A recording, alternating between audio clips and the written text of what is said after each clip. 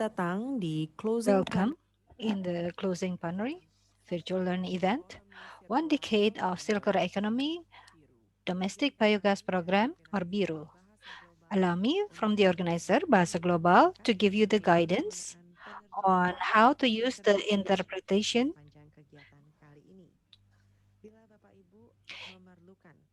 If you require interpretation, you can access the activity through the Zoom application and not through the exhibition. And you're also expected to download the Zoom application, the latest Zoom application, so that the interpretation feature can go smoothly. To use this interpretation feature in your laptop or your computer, on the below right, there's the globe icon. Click that and choose the language you prefer. If the speaker is in English, so the interpretation will be available in Indonesian language. And we also recommend that you do not mute the original audio. The interpretation feature is also available on your handphone if you access it through your handphone. And the main screen of the application, there's the three dots on the right below. Click those and choose the language you prefer. And don't forget to click done. With the spirit of inclusivity, there is also the sign language and graphic recording, and you can always see it on your screen. And our disclaimer, to make sure that the event goes smoothly, the host and co-host has the authority to mute the audio of the panelists who are not speaking if they accidentally cause disturbance to the event. This is done to ensure that the voice of the speaker is clear. If you have any technical issues, you can contact the host or the WhatsApp number that is listed in the chat box. Thank you for your cooperation. Okay. Have a productive meeting.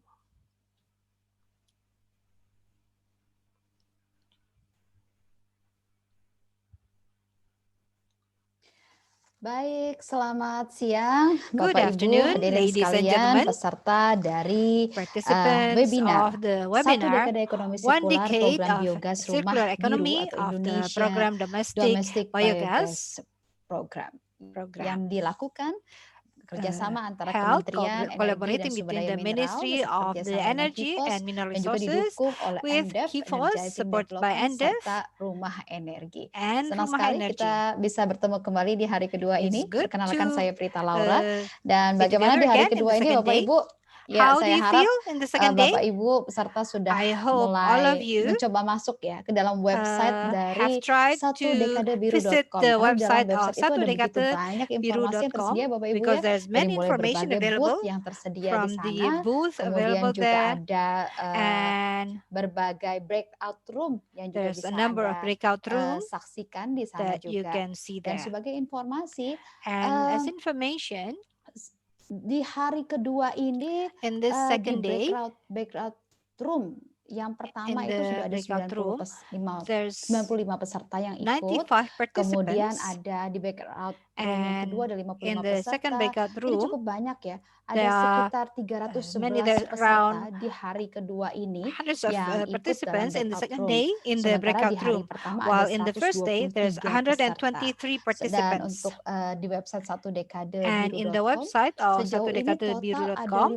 in 569 total peserta there yang are bergabung. 500, Jadi more luar than biasa 500 ya participants. antusiasmenya So menurut kami untuk satu hal that's yang quite sangat large, spesifik seperti and ini. that's very Ada ratusan orang specific. yang There's memiliki hundreds of kepedulian yang people sama, itu who merupakan cared. satu hawa yang baik ya, hawa That's a angin good segar untuk sign, kita semua, okay, bahwa for all of tujuan-tujuan us, kita that memulai our satu objectives to energi yang start bersih begitu di clean Indonesia. Ini energy in ternyata Indonesia. peminatnya ada, It turns teman-teman out kita that ada yang we punya have kepedulian yang a sama lot ya. of Nah, people who bicara cared soal about it. apa sih program biru itu? Talking Nah, about saya akan what is jelaskan the BIRU sedikit program, bahwa I would like to Indonesia explain that Domestic Biogas Indonesia Program Domestic Biogas atau Program, biogas rumah tangga, kita kenal dengan or biru ini, adalah yeah, program multi is a stakeholder yang program of a diperkasai oleh HIPOS multi-stakeholder, dan okay, Kementerian started Energi by dan HIFOS Sumber Daya and Mineral the sejak tahun Ministry of 2009. ESDM Dan since program ini bertujuan 2009. untuk And this berkontribusi program pada kemakmuran is ekonomi dan aimed pengurangan to kemiskinan di contribute to the Indonesia dengan prosperity of menyediakan economy akses ke by energi providing bersih dan access to clean terjangkau energy melalui pengembangan sektor biogas and di affordable through 14 the sector provinsi of di biogas Indonesia. in the 14 Saya sudah provinces pernah in pergi ke salah Indonesia. satunya Bapak Ibu ya di daerah I Sumba. visited Wah, itu one bagus in sekali di Sumba. sana ya. It's very Saya good. melihat bagaimana I've kemudian seen masyarakat mulai how belajar the dan mulai community mulai learn melihat bahwa dari and pupuk kandang see, gitu like ya, mereka starting dapat from mengambil fertilizer, banyak manfaat di they can sana, take terutama bagi a mereka lot yang of memiliki keterbatasan benefits akses for energi. those who Dan have selama 10 limitation tahun to ini energy. pelaksanaannya, And in the Biru telah past 10 menjangkau years, lebih dari BIRU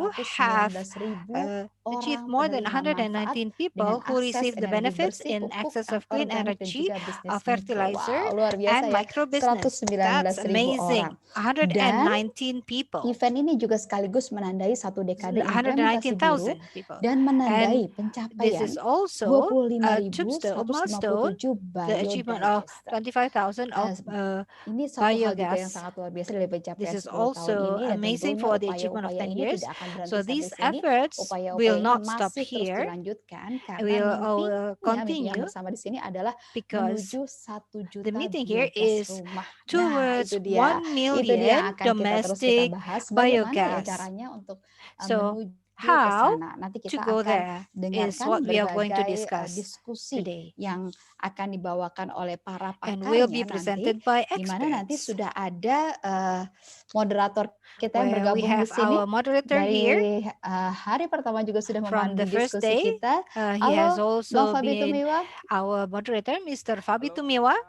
Hi, Prita. How Apa are you? kabar hari ini? How are you Hari ini today? apa nih yang mau dibahas Good. di sesi So what are we diskusi yang going to sekarang? discuss today? Yesterday, we discussed about the reflection of the success of BIRU program, what they have achieved in 1 decade, and we've listened the views from the stakeholders who are involved in the development of BIRU, the community, users, local government, cooperation, who is an important part of the development of BIRU, and also from the government. Today, as mentioned earlier, there's a target to achieve 1 million domestic biogas. Today, we are going to talk about how we can achieve that. Because to achieve that, we need to make the roadmap. And it was clear yesterday that to achieve this ambitious target, we require the involvement of a number of parties, ministries. There's policy and regulation that needs to be made. And the roles of other stakeholders is also important, how to improve the economic value of biogas. This will be discussed this afternoon with several experts who has done studies, and we'll also listen to the views from both the government and non-government. So that's Baik, what we are going to Bang Fabi, discuss today. menarik sekali Okay, ya, Fabi, karena that's perlu very adalah interesting next step-nya nih kita mesti gimana because untuk menuju we need target to know the bersama. next step. Dan nanti setelah diskusi kita juga akan And after bergabung the kembali discussion, karena ada we'll sesi also closing join again because ceremony yang there's a juga closing ceremony, ada which hal-hal juga yang kita akan melihat we'll action-action also see lanjutannya begitu the ya, follow-up bagaimana actions, melanjutkan program ini dan how kemudian bisa to continue mewujudkan this target kita program bersama. Baik, tanpa and to berlama-lama langsung saja realize kita what berikan we tepuk tangan want. penyemangat dong untuk moderator Okay, kita please hari give ini, a big Bang Fabi. hand, Silahkan quick Bang Fabi. applause to everyone. Thank you, Prita. Ladies and gentlemen, participants of our event today, discussion on 1 decade Indonesia domestic biogas program. I am Fabi Tumiwa and I will be your moderator. This afternoon, we will have several segments. The first one we'll listen first from the Ministry of Energy and Mineral Resources, who will be presented by Ibu Alice Hevianti. Good afternoon, Ibu Alice. How are you?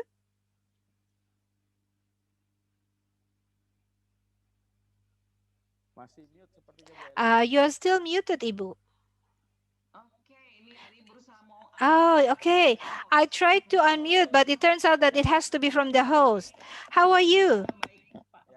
Okay, I'm good, thank you. I will introduce the others and I will get back to you. And we will also listen more to, like, initially I told you that to achieve 1 million house or domestic vehicles requires supports on policy and regulation. We'll also listen on what kind of policy that is required to support the domestic vehicles that to be commercial and supported. We will listen to Ibu Isma Novitasari. Good afternoon. Siang Good Mas Fabi. afternoon, Mr. Ya, Fabi.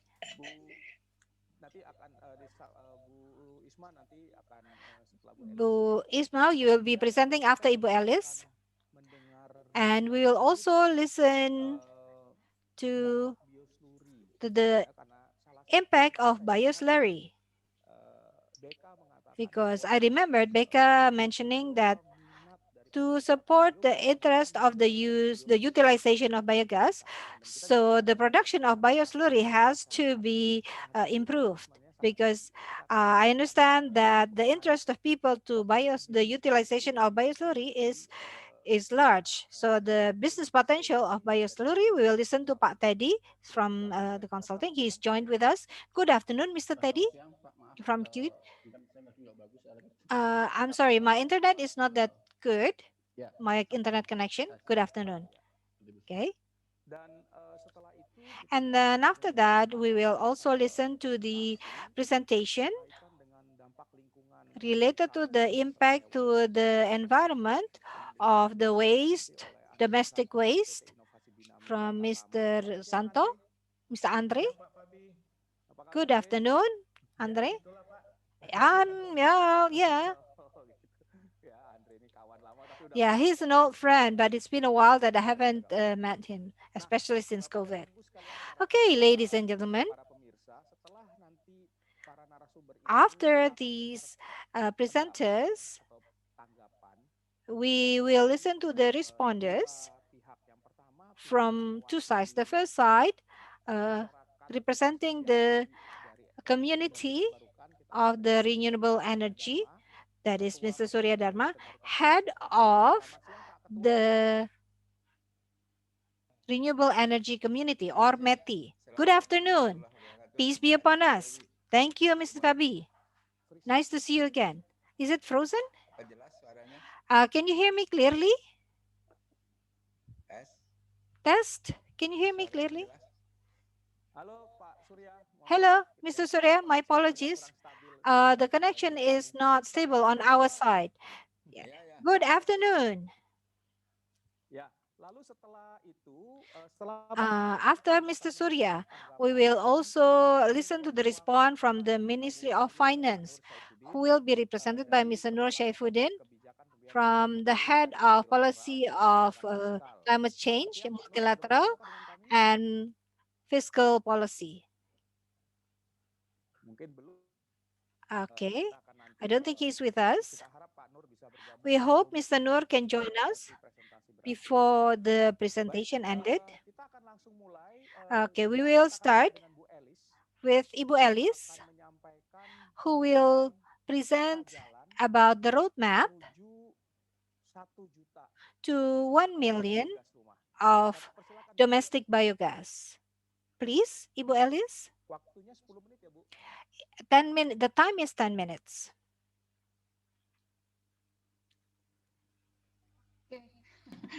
Ini agak gaptek ini. Ini udah sudah muncul kan ya di layar ya? Okay. Do you see my screen? Okay, now it's full screen. Good, thank you. Okay. Thank you. Mr. Fabi, I would also want to say hello first to all the other speakers and responders. I see that there's Ms. Surya Dharma. Good afternoon. Peace be upon us. First of all, I would like to convey our apology from the director because she has another event, so she cannot join this learning event virtual program. But we always report to her on the progress, so she is quite updated of this 2 days activity. And I will start with this related to the program and the target of utilization of biogas. Based on the government regulation number 22 on the national use, the target of the utilization of biogas in 2025 will achieve 489.8 million meter cubic from the domestic biogas and industrial and bio-CNG. We see the target seems to be ambitious, but we said that when we made this, the condition is totally different from now. At that time, the assumption of the economic growth is up to 28%. But as you know, especially with the current condition, these numbers are relatively very difficult to achieve. So the Ministry of ESDM has made a strategy plan which more reflect the current condition. In the strategy plan in 2025, it's targeted that the achievement of biogas is around 37 million meter cubic. So by 2020, as of 26 February 2021, the achievement comes up to 27.86 meter cubic. And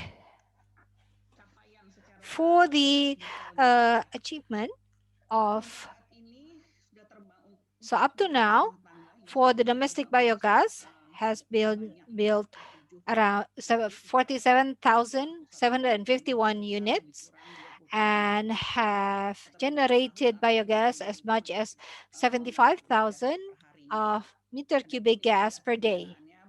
The financing comes from HIFOS, the DIK, and other ministries, the local budget, and private sector.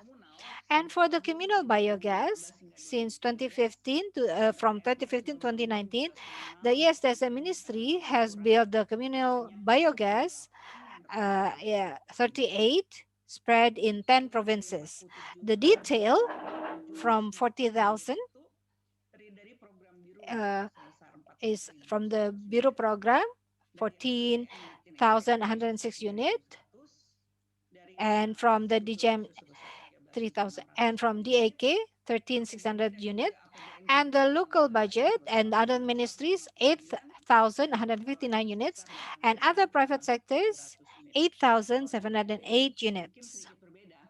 This is a bit different because the number of 14,000 also calculated the financing from BIRU. But overall, the one built by BIRU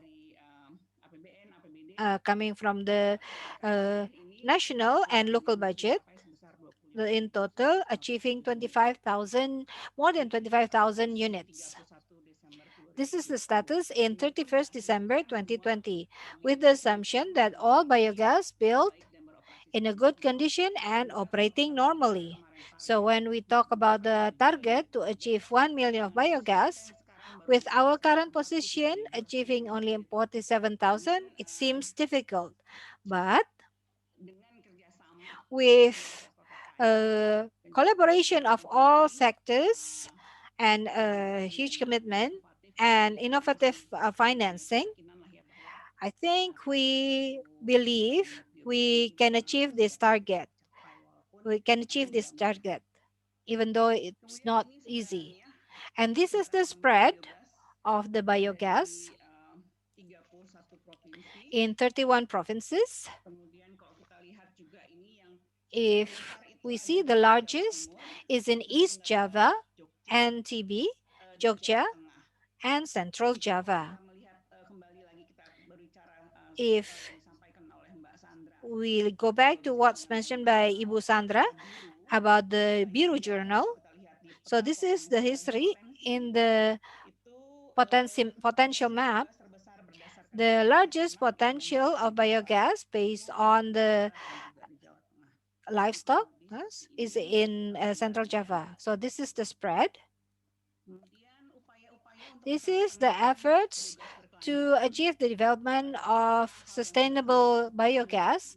baik What itu we dengan have done with dukungan dari BIRU Biru dan and HIPOS, support from BIRU and kemudian juga HIFOS, dengan kementerian dan lembaga and terkait. also the related Yang sudah kami lakukan ada institution. antara lain What has been done mengidentifikasi peran dan is kewenangan, doing an kemudian identification koordinasi on program roles dan and koordinasi also dengan stakeholder coordinating in terkait. program and Pada coordinating Desember with related 2020 yang stakeholders. lalu juga sudah kami lakukan And rapat last February, we also conducted a dengan berbagai meeting stakeholder with terkait a number of untuk juga related melakukan stakeholders sinergi to do a dan juga synergy mendorong kerjasama pemerintah and dengan also dan stimulate juga termasuk coordination dengan with private sector mitra and pelaksana. also with the Kemudian partner ada juga implementing upaya yang lain partners. adalah melakukan Other edukasi dengan efforts berbagai is to teknologi juga educate mulai in the secara sector of technical, ini done juga gradually. diupayakan terutama untuk menjaga This is important to keberlangsungan yang maintain the continuity register yang sudah dibangun. that is Kemudian the ini register that is sedang already built.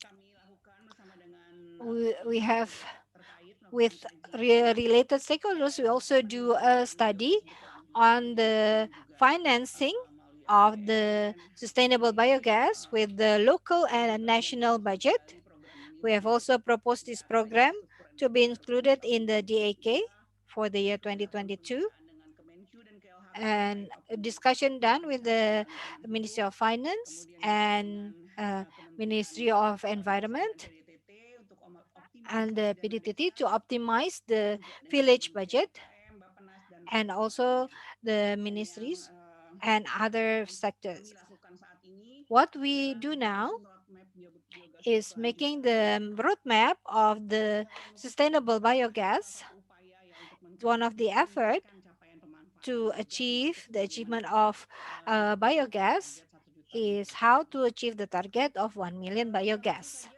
tidak mudah Of course, it's karena not easy. berbagai tantangan dalam penyusunan A roadmap number ini. of Salah satunya challenges in diantaranya formulating the roadmap.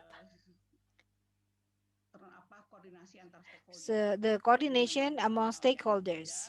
This is not easy. Kami coba mitigasi dengan We pembentukan try tim to kerja. mitigate Saat ini by formulating a group work, sedang dalam tahap finalisasi and it's melibatkan stay in the finalization kementerian stage terkait dan juga related stakeholder lainnya. to the other Kemudian juga ministries melakukan and sinkronisasi stakeholders. program. We also do a Karena synchronization of program the ini program menyebar masing-masing because stakeholder this program is memiliki spread. program masing-masing So each dan belum stakeholders have ada their own koordinator program, yang dapat and we don't have a mengoordinasi coordinator yet to program synergize tersebut. these programs. Salah satu juga yang menjadi kendala adalah Another challenge pengembangan is the innovation and development. pengembangan biogas We ini believe that the development of tidak biogas can terintegrasi be dengan improved kegiatan when we produksi integrate with lainnya. other productive Kemudian activity, juga untuk teknologi biogas ini and for the technology efektif dan itself ekonomis. would be more practical and economical. Identifikasi untuk mendorong And the next is identification to pendapat, support, meningkatkan nilai tambah, to improve kemudian the value dan add juga memperkuat and financing alternative and research and Ini development. timeline menuju This tercapai is the biogas frame and berkelanjutan. timeline towards the roadmap. First of all, through the potential and technological options and the value add, which will be an enabler for the biogas and the stakeholders and cooperation. And what's more is also the synchronization with policy and the program. Things that are done in 2020 are various meetings with related stakeholders. We received input and related to the roadmap and the decree for the working team. And what we have done so far, we try to formulate the TOR to hire a consultant to help us in formulating the biogas and is now in the finalization stage. We have the financing source. Next, if everything goes well, hopefully by August 2021, we will have the biogas roadmap. Next, briefly, is the frame of the roadmap. There's 6 parts. Okay. Introduction about the legal grounds and objective, and chapter 2, the policy of development and the target mix. And in chapter 3 is the development aspect of sustainable biogas. We talk about the potential and the utilization technology, financing alternative, collaboration, and the organization, monitoring, and others. In chapter 4, we talk about the projection of the roadmap. One of them is the assumption used and the projection, and the closing is the conclusion and recommendation. And the last part would be the attachment. This is what we have done. Identification of the mapping of the ministry in related to biogas, because biogas is a multi-stakeholder. We have the Ministry of Agriculture doing the making the data of the potential of cattle waste and the potential of the value added of the biogas waste or bioslurry. And then with the Ministry of Villages Development and strengthening the BUMDes. And we from the Ministry of SDM from the side of maximizing the use of the energy and also formulating the roadmap, and from Bapenas support in the national level for the financing for the Kemencop and Ministry of Finance is optimizing the budget for environment, and related to the environment ministry is the potential of the domestic waste in the cities and potential waste for industry organic. And cooperation, yesterday it was mentioned that cooperation is the main supporting sector for the use of biogas and others. That's all, Mr. Fabi, that I can say. Thank you. Waalaikumsalam. Terima kasih Bu Elis. Thank you, Bu Alice. Ada satu dua follow up question nih sebelum saya berpindah ke pembicara yang lain. Okay, I have some follow-up questions. So you said that to achieve the 1 million domestic biogas program, so I think that is, I think the duty that we need to do. And then what you said about finding and then involvement from relevant line ministries. So is the energy ministry, or do you have a plan to create a task force, establish a task force that would be focused on, like what they say, that biogas would be a national program, whether you have a plan to create a task force that would coordinate all the relevant ministries and agencies that and where in which their duty can be integrated in their daily duties. So I think that is what we're going to do.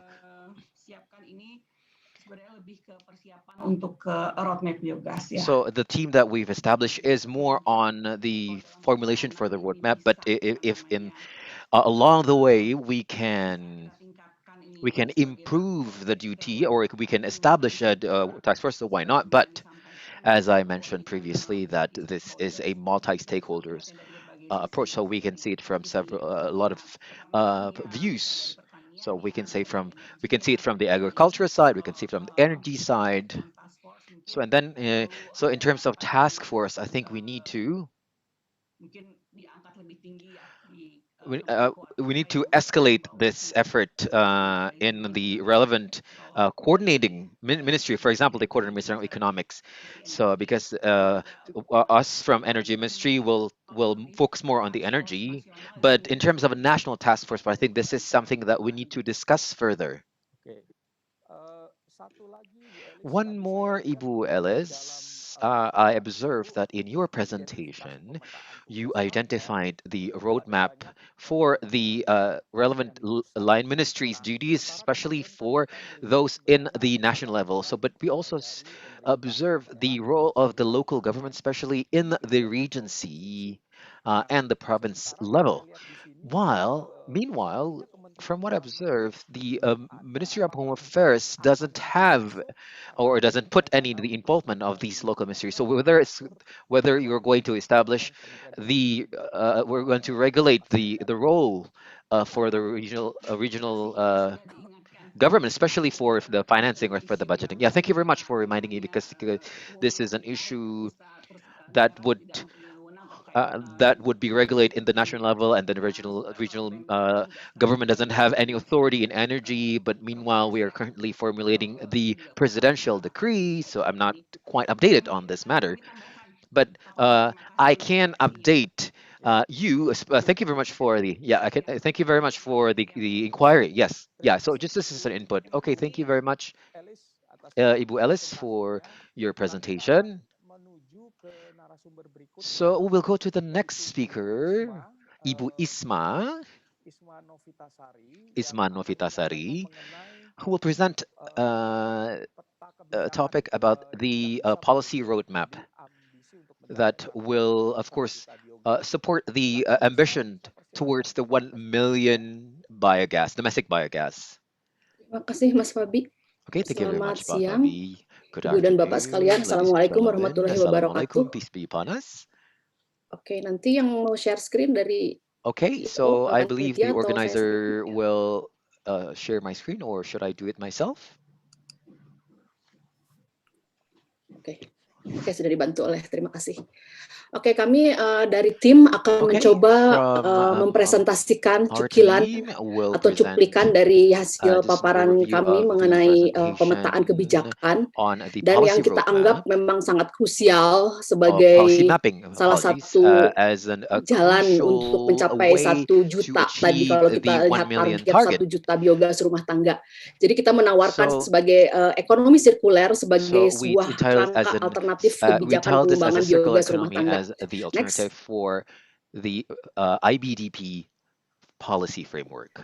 Oke, ini agenda yang akan kami So paparkan this is the agenda that siang we'll ini. present for this Mungkin afternoon. next. Next slide, please. Saya tidak ingin mengulang lebih lanjut, I would tapi not mungkin dari reiterate paparan sejak the hari same point, kemarin but hingga tadi from siang kita yesterday's melihat bahwa presentation banyak to sekali this afternoon, we saw a posisi lot strategis of biogas strategic rumah tangga di Indonesia. position Kalau of kita lihat biogas in bahwa Indonesia, selain domestic biogas sebagai in sumber Indonesia. energi So bisa apart as an dimanfaatkan energy sebagai sumber source that can be energi, utilized as the biogas energy itu source, sangat biogas bermanfaat karena is dia really dapat useful mengurangi because it can reduce waste mengurangi waste limbah yang artinya dapat memelihara lingkungan that can secara also signifikan, mengurangi efek gas maintain rumah the kaca. Lalu pemberdayaan environment, ekonomi, kalau kemarin kita and mendengar then to salah satu in the pengalaman case that dari can reduce pengguna the bahwa greenhouse bagaimana gases. beliau So bisa from the mendapatkan experience penghasilan from the tambahan user, dari how they can selari atau obtain dari additional income pupuk yang from dihasilkan, the secara tidak fertilizer langsung hal itu akan menyebabkan that is produced. So akan in a way, selaras dengan peningkatan it is kesejahteraan in para line with peternak yang the improvement efeknya of the di livelihood jangka of panjang the tentu saja farmers. akan peningkatan So keadilan it does sosial, not impact, terutama bagi it would peternak. also impact on the social Selanjutnya. welfare of the farmers. Lalu kalau kita lihat dalam And then if monetary, we sebenarnya peluang observe biogas rumah tangga itu kita lihat in terms of the seberapa opportunity, I besar think sih it is, so agar how, tampak to what menarik. extent that it would be attractive. Tolong diklik, Okay, next slide. tolong diklik. Can you please click? Bisa tidak? Nah, kalau kita lihat penghematannya berapa yang harus dihemat, observe the dapat savings, dihemat dari penggunaan how much that biogas. we can save from the Riset use yang of dilakukan biogas. So the oleh research that YRE dan the HIFOS YRE and bahwa HIVOS peternak atau showed pengguna yang that menggunakan the LPG users dapat or the menghemat farmers hingga that use 41.000, LPG, bahkan yang now they menggunakan can kerosin, save up to mereka mengatakan dapat menghemat 41,000 sekitar per 150.000 month. per bulan So untuk bahan and then bakar. some Lalu penghasilan saves tambahan about mereka up to bisa mendapatkan hingga 150,000, and then 1.300.000 additional income per they can tahun, yang kalau kita obtain konversikan ke beras additional bisa income up bisa to menambah 1,300,000 rupiah per year. So in terms of sekitar 100 the hingga volume of 130 rice, kilogram they can beras per tahun add buat para petani dan peternak. additional Hal 100, ini kan 130 jumlah yang kg cukup of besar ya rice. untuk So I think para this is petani quite dan a peternak. sizable number for the Lalu secara farmers. strategis And then lain, in kalau terms kita of lihat other biogas rumah tangga benefits adalah for the hal domestic biogas hal is, ini merupakan of course, suatu this upaya is akses to an energy effort justice. to Karena walaupun to memang obtain energy konversi or energy equity. konversi kerosin So to for LPG di Indonesia itu salah for satu yang the terbesar di dunia, namun ada masih despite the beberapa access wilayah for mungkin di LPG Papua atau NTT in yang Indonesia, masih there are kesulitan several mendapatkan regions, akses especially LPG. Papua and Itu sehingga East biogas itu Tenggara, strategis that sebagai have suatu difficulties in upaya accessing akses to LPG. energy So this justice. is Tolong one of the next. ways to provide energy equity or energy justice. Sehingga dari sisi kita So tidak hanya melihat dari this sisi we would not energi, pentingnya dari look at strategisnya dari from sisi energi. Namun energy side, biogas but we dilihat also dari look sisi at from pemberdayaan strategic. So petani, we can also see pengelolaan it limbah from pada skala the rumah empowerment tangga of dan farmer, and then keberpihakan. waste management Sehingga in cara a domestic pandang scale. biogas rumah And tangga dalam respon kebijakan ke so arah ekonomi sirkuler menjadi pilihan taking sides advokasi yang to strategis dan tidak the dapat need dihindarkan, terutama society. pada So saat sekarang pasca pandemi post COVID-19. COVID-19. Oke, silakan selanjutnya.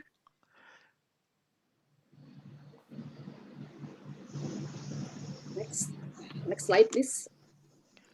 Lalu bagaimana dukungan kebijakan yang what sudah is ada? the Dukungan kebijakan seperti tadi paparan regulatory support, Ibu Elvi existing sudah regulatory support? cukup clear ya, So bahwa I think it's sebenarnya already quite pemerintah clear sudah that the sangat government concern terhadap energi baru has terbarukan, put a lot mulai of mendapat concerns for perhatian renewable serius dari energy, munculnya and undang-undang it has energi lalu RUEN. put Namun utamanya masih terbatas pada pengembangan serious energi support, baru but terbarukan it pada is skala limited besar untuk to renewable elektrifikasi. energies for large Dan scales. belum ada And memang payung yang khusus we don't untuk have a legal basis biogas rumah tangga for a specific ataupun legal misalnya basis for energi biogas baru dan terbarukan. Nah, or saat ini for kita smaller mengetahui new and sudah renewable masuk energy. prolegnas So ya we know undang-undang that EBTK, we know that mudah-mudahan it's already lebih included in agar the law lebih of kuat lagi new and terhadap renewable energies, and hopefully it mendukung can be program strengthened to biogas support ini. the Lalu biogas program kontribusi in terhadap Indonesia. bauran So and then energi biogas contribution rumah to tangga the ini energy sayangnya mix, masih dianggap I think kecil, it's sehingga juga still gaungnya tidak very small. mungkin So tidak sekuat 10 tahun yang lalu the ketika program echo biru is ini not as hard or is launching not ya. as big Jadi as akhir-akhir ini memang 10 mungkin years ago when it was redup. first launched. Next, please. Sehingga tantangannya sebenarnya kalau tadi kita what are the melihat challenges? bagaimana So if we posisi see strategis biogas if ini we observe the strategic bisa lebih position of the dikembangkan biogas, di I think negara it dengan can be more keberagaman developed seperti Indonesia dengan in sumber a country energi yang where we sangat have a lot masif, of tapi juga dengan kultur diversity adat like istiadat Indonesia. yang So we berbeda. have a lot of Karena tadi cultures, kalau and kita then lihat paparan so tadi if we see seperti the presentation disebutkan bahwa hingga akhir tahun the previous 2020 presentation, so hanya until sekitar baru 2020, 27 ribuan ya only biodigester yang terinstal. 47,000 biodigesters Sedangkan that negara seperti have India been sudah sampai installed, 3 while jutaan sekian, India hampir 4 have juta installed biodigester yang sudah mereka install. almost 4 Dan juga kita million ingin mencari peluang, biodigesters, and we celah-celah would like to untuk find the pengembangan gap biogas dilihat dari sudut for kebijakan termasuk akses biogas development, pembiayaannya. especially in terms of regulation and financing. Next. Oke, kini kemarin kita melakukan berbagai kajian So mendalam dari berbagai peraturan, undang-undang we sampai had peraturan a deep turunannya, dive on juga the wawancara mendalam kurang existing lebih dengan regulations and 40 its responden derivatives, dari stakeholder and we nasional also hingga had pengguna biogas, a sehingga kita survey bisa with merumuskan, several dapat hundred menawarkan respondents, beberapa so we can temuan dan offer rekomendasi yang several bisa findings and ditawarkan. recommendations. Next.